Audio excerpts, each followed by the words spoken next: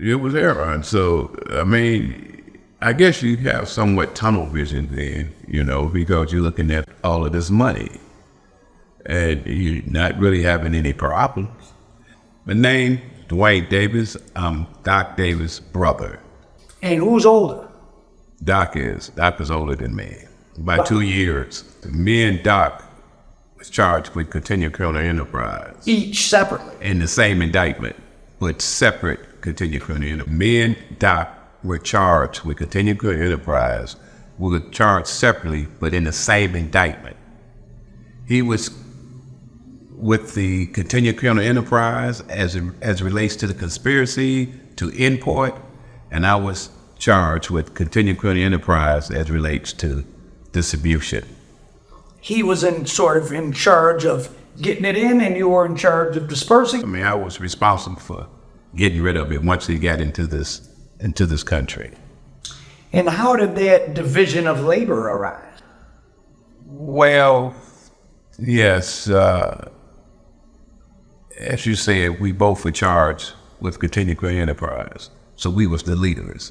So he was responsible for importing it. I was responsible for distribution, get rid of it once it got to the States. Then I choose who I want to further get rid of it, because he was always out the country. So then I would just choose who I wanted to get rid of. You went overseas also? Well, yes, I went over to Holland. Person over there was a basketball. Well, one was we called the general. And then we had one. Who was the general?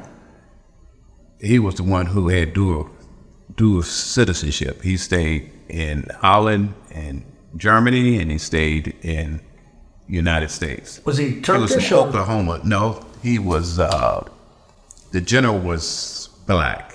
Well, his role was to buy it from the Turkish.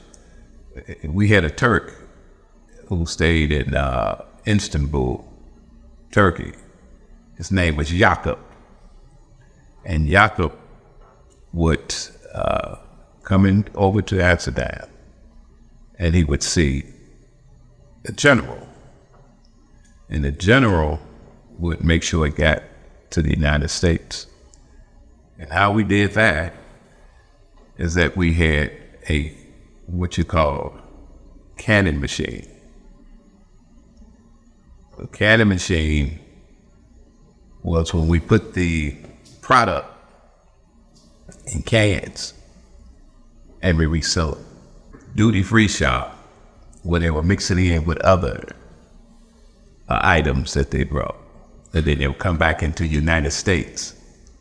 Was the general somebody that you guys put into place, or somebody you met? Well, no, someone I met that was, that came over here. So he was kind of the plug between you and the Turks at that point? Yes. Did he get in legal trouble? Yes, he was indicted also. Who was he? They didn't indict the general. His name, is... Well, whatever you want to say. Well, we call it a general. He was indicted on the second trial. We had two trials. One trial was a mistrial. The government chose to retry us. So when they retried us, they went over to Holland and arrested Howard and brought Howard back to the United States. Well, the general was originally from Oklahoma. Okay. But he moved, I guess he was overseas in the military. And being in the military, he came across different connects over there. And one of them was the Turkish connect. And he was dealing with people here, and I had a chance to meet him through some people that he was dealing with here. Well, it ended with the controlled delivery of a lady coming in from Chicago. I don't recall, it was 2 or 3 cans she had. And she acted, well, they say she acted suspicious and nervous is the reason they stopped her. Was she somebody that you had been using before? Yeah, I'd used her before, yeah. How do you keep meeting someone, one guy goes down, how do you meet someone else? When you start, you're in that circle. If you're in that circle, you're going to meet people. People going to come at you because you got money. So people trying to move product. Amsterdam have legal houses. Other words, they have drug houses. Their drug houses are legal. What I mean by legal, if someone want to purchase some drugs, this is government set up. I'm not talking about illegal, like over in this country. They have drug houses where they can go purchase the drugs. Oh, but not large amounts though. No. Just whatever they use, the usage. And they can go to a house or go to a spot and buy it. The government over there was laxed. I never had a problem with the government in Holland or Europe. We had a apartment over there. In an apartment, we took the walls out and we redid them where there would be, you looking at a wall, but behind that wall was stacks of cans. Large sums of money on a regular basis. So my life was good. And, I used to race and love Corvettes. And I used to race them all the time. Me and C, I brought some couple of cars from CO. Sylvester, tell us who that is. Sylvester Murray. I brought a couple of cars from him because he was hooked up with Don Massey's Cadillac, where his nephew, his name was Tony Pepper or something like that. And we can go there and he'd give us the car and we'll pay him later. All I know is I can go there and pick up a car, either pay him then or pay him later. At that time, you guys were supplying both YBI and Pony Down. I mean, give a person a sense of. But to be honest with you, I didn't think we were just the only ones doing this at this level. Because you heard of Eddie Jackson and other people. So I thought they was getting it the same way. But they weren't getting it from overseas. But I see they was getting it from the Spaghetti Boys. You follow me? So you got people like you bringing it in the country. Then you're giving it to people like Seal, where they're giving it to someone like a Butch Jones, who's then putting it on the street. So out of all the profit that's getting made, who's getting the bulk of the profit? Is it you at the top of the food chain? Is it someone who's really amassing the most money? Well, I guess the middleman and the main man would be making all the money.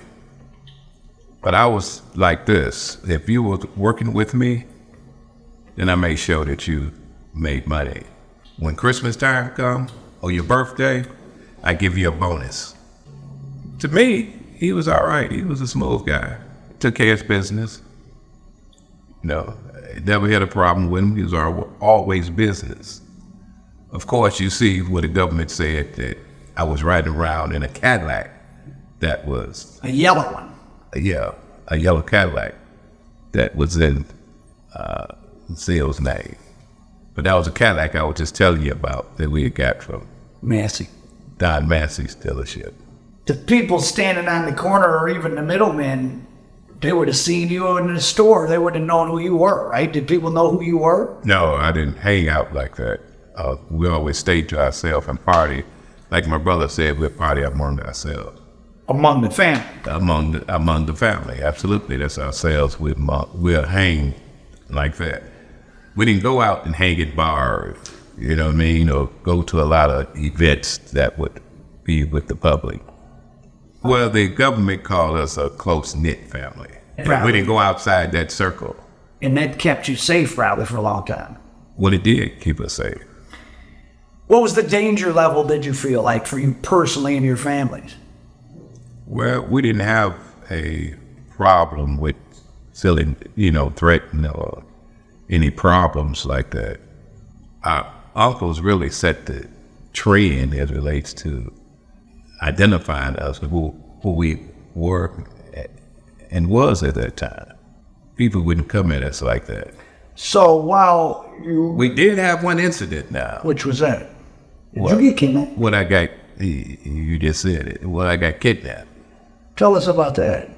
Well, it's a situation where a person made an order. How much? There was a lot. So I delivered the order myself. I usually don't. Because I had a female working with me who usually do my... This is a person you had been dealing with? But this is, I don't want to say the name. But it was a person you've been dealing with? No. Oh. But it was a person who was indirectly, I knew. He was somebody in the streets or whatever? No, it was somebody indirectly that I knew that was related in the family. About 78, 79, somewhere up in there, I believe. Yeah, around there. Made the delivery. Where at? It's North End. It was So you're bringing what? A couple thousand grams to the North End? Yeah. Why wouldn't you have a guy like that come meet you at just a hotel in Southfield or just somewhere a little more? Remember, I had my other people. I had a female who would do most of my deliveries and pick up from YBI and Pony. This is a person who was indirectly connected to the family. So you feel it's zero risk? So, yeah. And the way, they portrayed themselves and how they were sounding, I was lax. And that's what caused me. Well, I went to make the delivery, as, I said, and waiting on the money. I hand over what the order was. And it was a sticker. And they say, no, we want more. So they wanted me to call and make a bigger purchase. Oh, to ask for more to be sent? Not some more to be sent. And so. What doc you had to call, or just wherever the stash was? No, I had to call. Who did I call? The doc was out of town. I believe it was my uncle. Oh, so they were still They're still around. Yeah. And, that was the wrong person to call. And so he brought the order was. And that's how I was able to be released. Because they came for what they did. Well, I don't know what. Well, they came full force and they. You got released. I think they released me. And this isn't an incident that law enforcement ever knew about. No, we never got hit. We never got involved with them. Took care of our own business. They used to try to beat us there or try to catch us, but they never could. I was working in the auto plant, in the auto factory, Woodle Run division. Someone in the family asked me to help Doc. Doc needed help. So I left my job in the factory to go help Doc. And that's how I got introduced. What level was Doc at that point? Well, was he big? Was he medium? He was big because he was on John R. Nursky, where... How old was he? He was almost running that place there. I mean, he was breaking in huge amount. How old do you think he was at that point? How old were you? About 19. And he was 21 or something? About 21, something like that. So he already had bought that house on Baltimore? Yeah, the lawyer's house. Well, my uncles influenced him. He was influenced, should I say, by my uncle. Did your uncle's looming presence of danger cast a umbrella of protection over you guys to some degree? Well, yes. Yes. Your uncles were... Their reputation is... dangerous. Yeah. And those were your mother's brothers. Right. Now your father was a very successful guy legally. Well, my father was he was a working man. But a great interior director of Ford. He was the interior and exterior decorator for Ford headquarters in Dearborn. That's a big ass deal job even now. Like a black man doing that job in the 50s or 60s. I mean, that's quite a coup quite a feather in his cap. He must have been quite a very intelligent and hardworking and talented guy. Yeah. Tell us about your dad. Well, like I say, he was mostly a quiet guy, but he would work. He had a nice job. He had nice job. He had a good job. Okay. So, I don't know why we didn't, let's say it like this. I don't know why we didn't take after him instead of going to the other way. The dark side. What was the relationship? What did your father, because those weren't his brothers, those were his brothers-in-law. Yeah. What was the relationship with your father and those street uncles?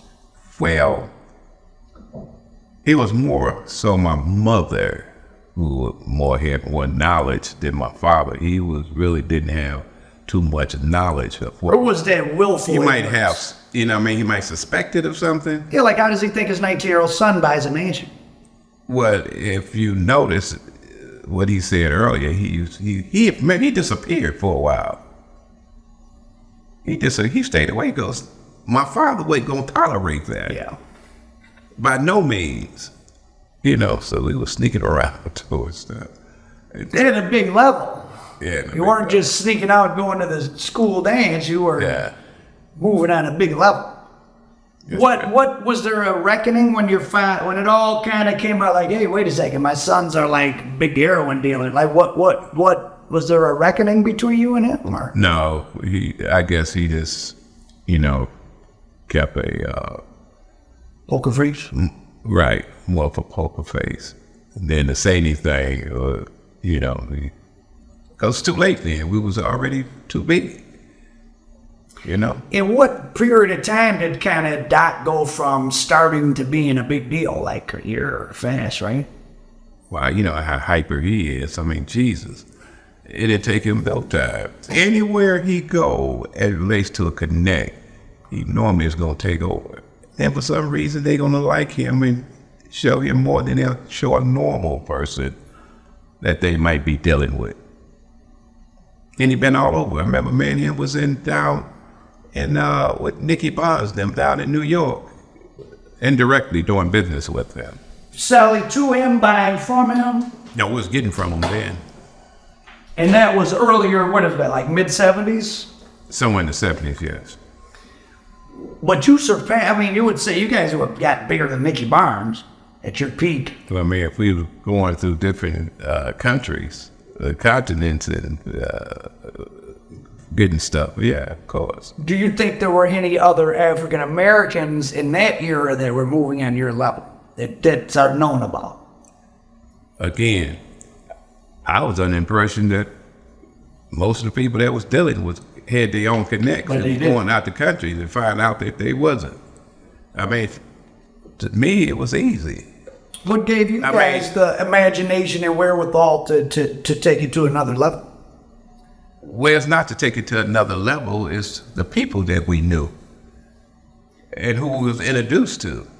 And they said, okay, you come visit us. It must have been something about you guys that made those kind of people want to invite you to Thailand and Turkey and not Nicky Barnes. Well, maybe they couldn't see no further than just going and seeing the Spaghetti Boys, opposed to going on their own to other countries where it come from.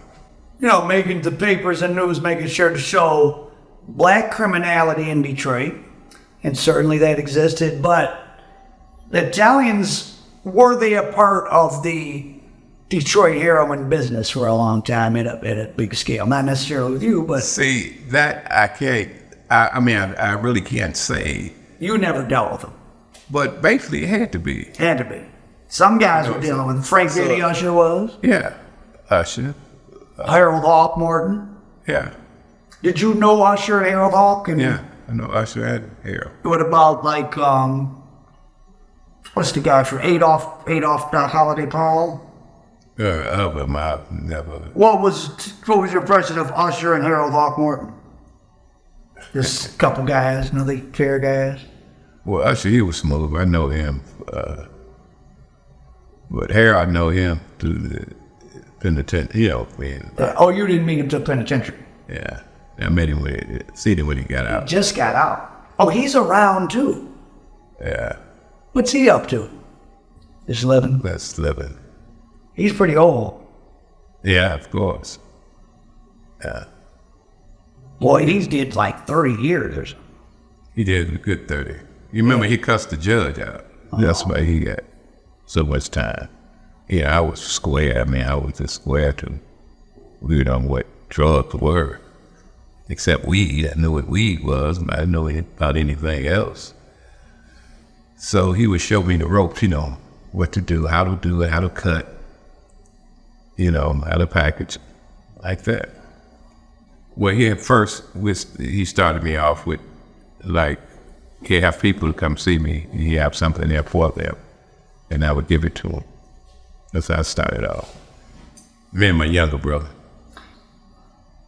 When do you feel like, what year roughly did you guys really were like, okay, you knew like, oh, we're a big deal? To be honest with you, I never knew that, listen, I'm thinking everybody handling money like this. What kind of money were you handling? Like by 73 or 4 or something?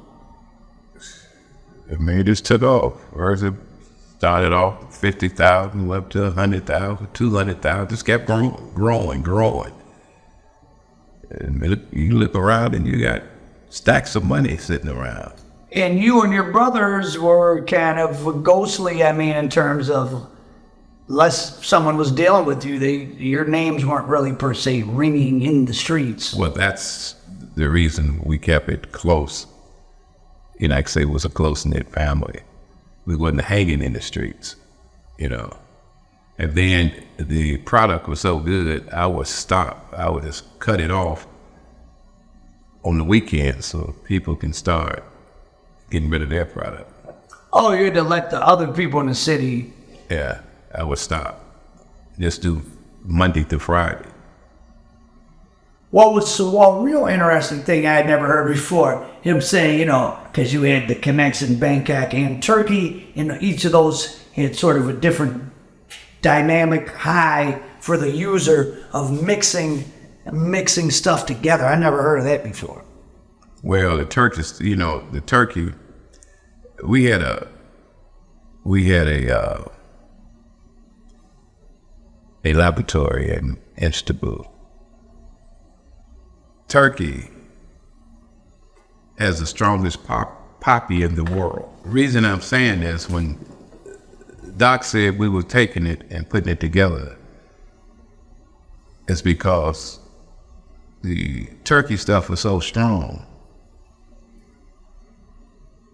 If you throw mix on it, if you put lactose, milk sugar, or any kind of mix on it, it would eat it up and turn it to heroin. Or would dissolve the mix. Okay. No, it would eat it up. You couldn't kill the strength. Oh, wow. So you had to cut it with other heroin. What we were doing is making that heroin just as strong. He was getting number 4 from Bangkok. So number 4 was 97% pure. But it was refined, and so it wasn't as strong. It didn't have the jolt. Let me say this, it wasn't as cruel. It didn't have the jolt. Absolutely. But it had more legs, as he said. Right.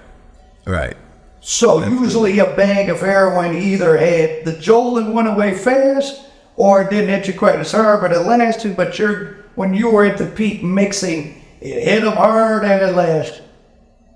Well, it hit them hard and it lasted. Which was unique, and that's what YBI Pony Down had, right? Absolutely. That's what they had. At any time during the 70s and then up into the early 80s, especially when you're supplying YBI Pony Down, and Detroit is getting more and more violent, and the dealers are getting younger and younger, feel any pang of responsibility? And I'm not saying you should have, I'm just curious.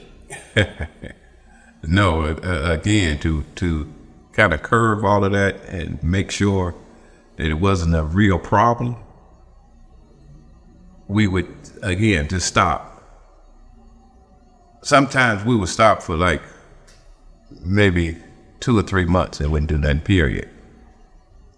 to let the people do what they had to do. Well, no, did you ever feel a pain or responsibility for, like, you know, a kid standing on a corner selling your heroin? Well, or it was going on before you and went on after, so it didn't matter? Well, yeah, it was going on before us now. It was definitely going on before us. Because you had John I. Erskine looking like Wall Street. You actually thought it was a Wall Street. That's how many people were going back and forth. And everyone was making money. Now, if I felt some type of responsibility as it relates to how YPI and the pony were on the corner doing their thing, they was doing it before we came in.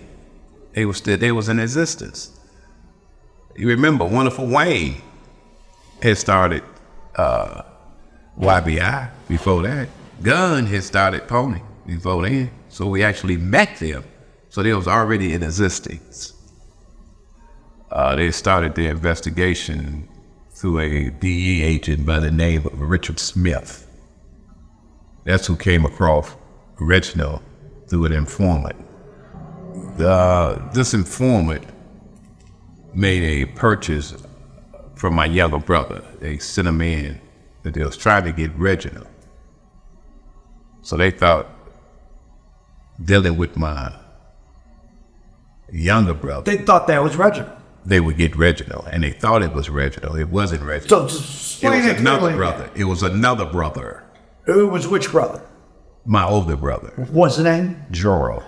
So Gerald is doing drug deals with the feds, and the feds are under the impression that that's Reginald. Yeah, they thought it was Reginald who they were dealing with, but it was actually my older brother. So when they found out that it was not Reginald, they didn't want to dismiss the case and throw everything out. So they continued to act if that was Reginald. DE agent Richard Smith actually thought he was the case agent. He was the head agent involved in the case, so he made all the decisions. So he had the other agents believing that that was Reginald Davis. But it was not Reginald. It was my brother Gerald. So when they found out that it was not Reginald, and I mean the people above him, his superiors, they ended up firing Richard Smith, the case agent. But they fired him saying that he leaked grand jury information, not the damage that he had done to the case, and that was the real reason he was fired. When they fired Richard Smith, that was in '83, April, I believe, of '83.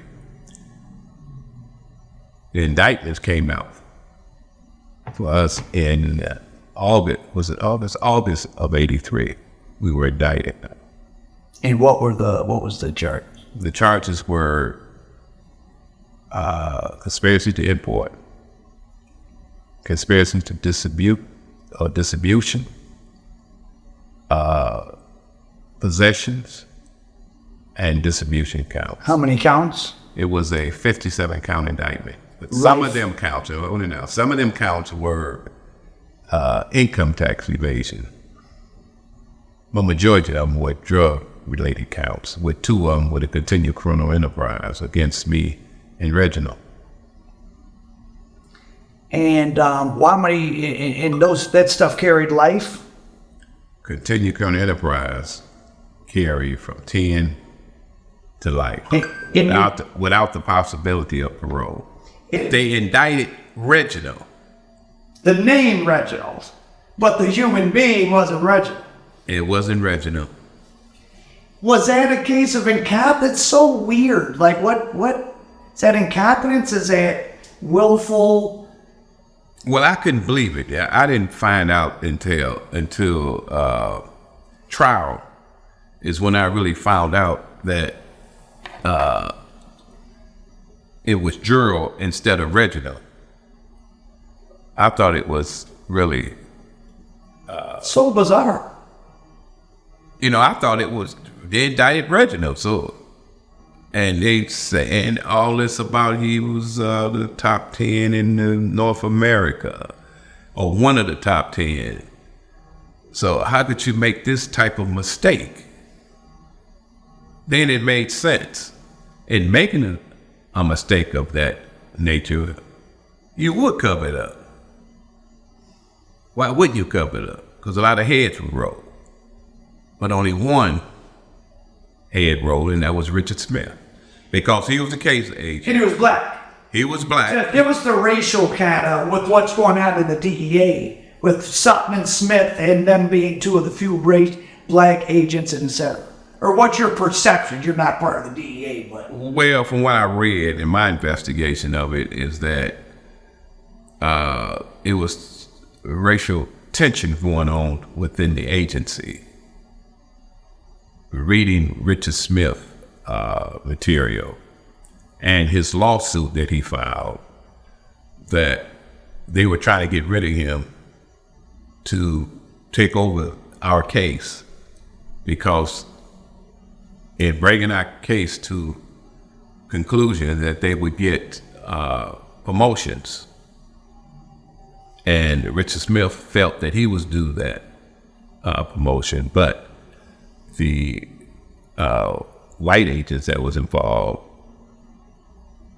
felt and knew that he had messed up the case. But they wanted to cover up the case to go ahead so they can get them promotions. Did Smith had a lawsuit for racial discrimination? He won a lawsuit. Before your case? No, after. He didn't file. Listen, they kept that. I was trying to get Richard Smith, which we subpoenaed Richard Smith to come to trial, but they hid Richard Smith. So I was not able to get him to come to trial. So that kind of obstructed justice. Well, no. What they did is substituted someone else, one of the supervisors, to come in Richard Smith's behalf. Now, Richard Smith was the only let me put it like this. Richard Smith was the only agent that was involved in the case, in the indictment, that knew me or had any dealings with me. How did he know you, and what dealings did he have with you? Okay, he knew me by, he said that I had went to a house on Myers Street, and I took a sample there. Okay. Sample of heroin. A sample of heroin. And I gave it to someone to test. And when I gave it to him to test, they told him, or told Richard Smith, that I said, this is it. We all to be rich. Now, I don't do anything like that. I'm not going to give anyone a sample or anything to test. And especially if I don't know them. I didn't know this person. So that was made up. Well, this is what I did. I said, okay, so me and attorney, we searched America for this particular person who they said I gave this sample to. I found the person. We brought him to trial. We put him on the stand. He didn't know me and I didn't know him. Now, they had a sample. Where they got the sample? It wasn't from me. Oh, wow. So they planted the sample that was planted. And they actually had it in evidence. That was two of the counts against me.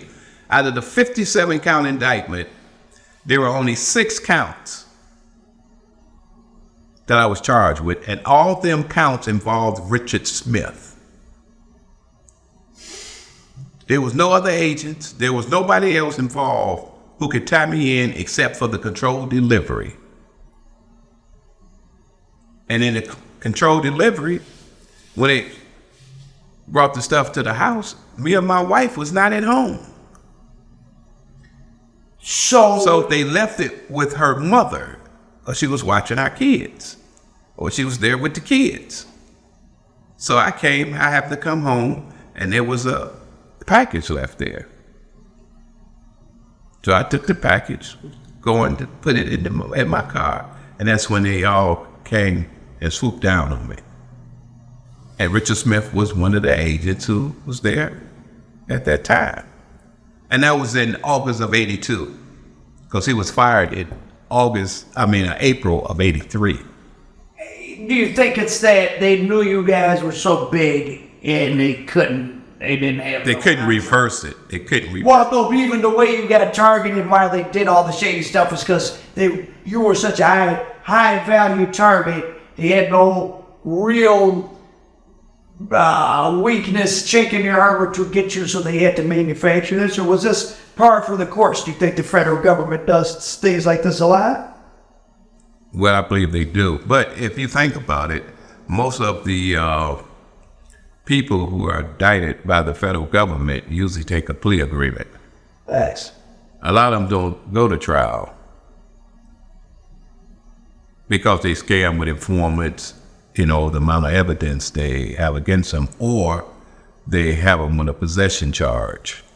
So a lot of them will go ahead and take a plea agreement.